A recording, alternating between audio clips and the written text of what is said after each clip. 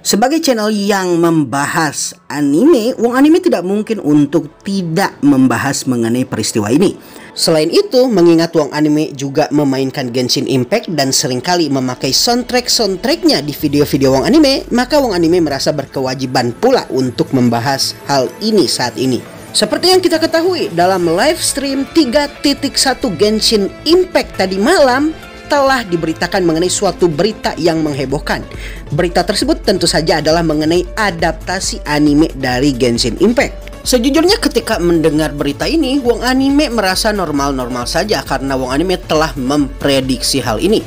Namun yang paling tidak terprediksi dari berita ini adalah bahwa anime dari Genshin Impact ini ternyata akan diolah dan digarap oleh salah satu studio anime terbaik yang pernah ada. Studio tersebut adalah studio animasi yang menggarap anime dari Demon Slayer dan juga menggarap dari Fate series. Sehingga Wong Anime sebagai pemain Genshin Impact bisa mengatakan kalau ini adalah merupakan win alias kemenangan bagi kita para pemain Genshin Impact. Karena seperti yang kita tahu, pada awal kita memainkan Genshin Impact, kita mungkin merasa kalau kemungkinan Genshin Impact dijadikan anime, apalagi seri anime, sangatlah kecil. Mengingat Honkai Impact sendiri tidak pernah dijadikan seri anime hingga sekarang.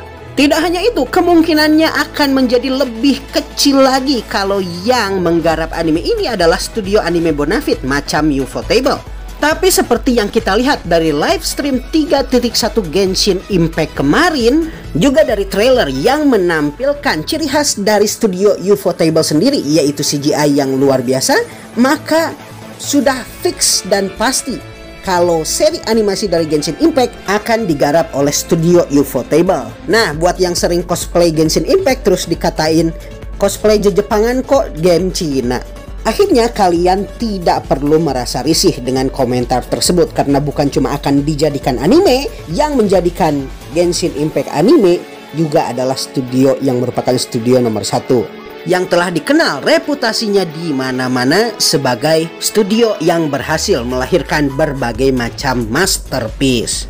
Gimana kalian para pemain Genshin Impact? Seneng gak dengan berita ini? Terus bagaimana nih pendapat kalian untuk yang bukan pemain Genshin Impact ketika mendengar berita ini? Apa kalian menjadi ingin memainkan gamenya? Atau mungkin menunggu animenya nanti? Komentari pendapat kalian mengenai hal ini di bawah. Oke, beberapa hal yang mesti dijadikan highlight atau digarisbawahi di pengumuman live stream 3.1 ini adalah mengenai hadiah yang kalian tunggu-tunggu. Lebih tepatnya hadiah anniversary yang ternyata gak jauh beda sama tahun kemarin. Tapi dengan pengumuman anime ini, menurut Wong Anime jelas sekali kalau hadiah sesungguhnya dari anniversary kedua Genshin Impact ini bukanlah ada di hadiah-hadiah yang ada di game, namun adaptasi animenya oleh Ufotable. Awalnya Wong Anime sendiri lumayan ragu mengenai berita ini, karenanya di postingan komunitas Wong Anime hanya mengatakan kalau Ufotable dan HoYoverse akan melakukan kolaborasi jangka panjang. Namun setelah kemudian Liu Wei, direktur dari HoYoverse, mengkonfirmasi peristiwa ini di live stream 3.1, maka sudah positiflah bahwa anime dengan format seri akan ditayangkan nanti. Walaupun begitu, kita masih berada di tahap pengumuman sehingga tanggal pastinya masih belum jelas. Nah, sebenarnya live stream Genshin 3.1 ini sendiri sangatlah padat. Berbagai hal terjadi pada live stream ini yang pertama kali diadakan di salah satu platform streaming nomor 1 internasional, yaitu Twitch. Dan beberapa jam setelahnya live stream ini juga kemudian diadakan di YouTube. Nah, selain pengumuman mengenai proyek animasi antara HoYoverse dengan Ufotable, kita juga mendapatkan beberapa informasi penting di live stream Genshin 3.1 ini. Di antaranya adalah mengenai dua karakter baru, yaitu Candace dan juga Cyno.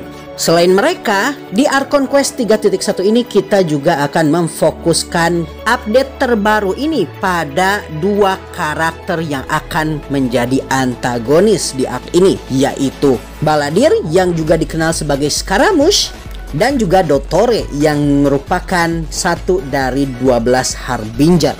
Selain Archon Quest, kita juga mendapatkan event festival yang memfokuskan kepada background story dari Razer.